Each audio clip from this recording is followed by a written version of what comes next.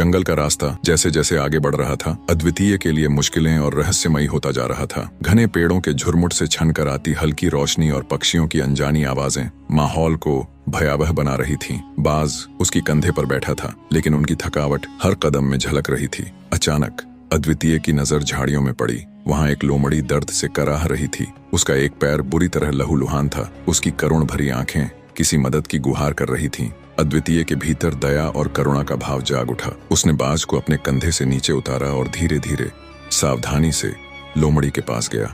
तुम्हारी हालत ठीक नहीं लग रही, अद्वितीय ने नरम स्वर में कहा। उसकी आवाज में चिंता झलक रही थी। इस जंगल में अकेले बचना मुश्किल होगा। उसने अपनी चादर का एक टुकड़ा फाड़ा और लोमड़ी के घाव पर पट्टी बांध दी। लोमड़ी ने उसकी ओर देखा। करुणा से भरी आंखों में कृतज्ञता साफ दिख रही थी। बाज ने अपनी चोंच से लोमड़ी को सहलाया, जैसे वह भी उसके दर्द को बांटना चाहता हो।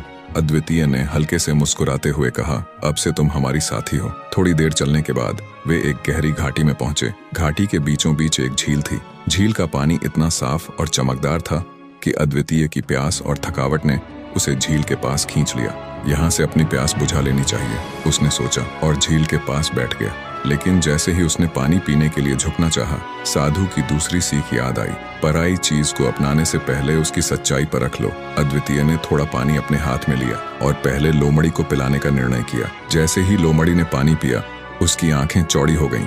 वह छटपटाने लगी, उसके शरीर में ऐंठन होने लगी और वह जमीन पर गिर पड़ी। यह पानी जहरीला है, अद्वितीय ने घबरा कर कहा। तुरंत उसने बाज की मदद से लोमड़ी को झील से दूर घास पर लिटा दिया। कुछ ही देर में लोमड़ी की हालत स्थिर होने लगी।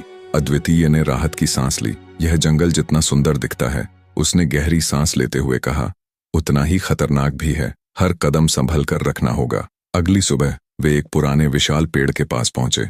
यह स्थान सुरक्षित और आरामदायक लग रहा था। अद्वितीय ने पेड़ की छांव में आराम करने का निर्णय लिया। बाज और लोमड़ी उसके पास थे। थकावट से चूर होकर वह कुछ ही पलों में गहरी नींद में चला गया। लेकिन पेड़ उतना सुरक्षित नहीं था जितना उसने सोचा था। पेड़ की ऊंची शाखाओं में दो चमकती आंखें छिपी हुई थीं। वह खतरा अद्वितीय की नजरों से बचा रहा, लेकिन बाज की तेज नजरों ने उसे देख लिया। कांव कांव, बाज ने जोर से चिल्लाकर अद्वितीय को सतर्क कर दिया। अद्वितीय की नींद झट से टूट गई। उसने ऊपर देखा तो पाया कि एक विशाल अजगर पेड़ की शाखाओं से नीचे उतर रहा है। अजगर का शरीर मोटा और लंबा था। उसकी आंखों में भूख और क्रूरता साफ झलक रही थी। अद्वितीय ने हड़बड़ाते हुए अपनी तलवार निकाली। बाज ने अपनी तेज चोंच से अजगर पर हमला किया। लोमड़ी भी अपने घायल पैर के बावजूद मदद करने के लिए झपट पड़ी। अद्वितीय ने अपनी पूरी ताकत और साहस के साथ लड़ाई लड़ी। अंततः उसने अजगर को परास्त कर दिया। पेड़ के नीचे एक बार फिर शांति लौट आई, लेकिन यह अनुभव अद्वितीय के लिए भयावह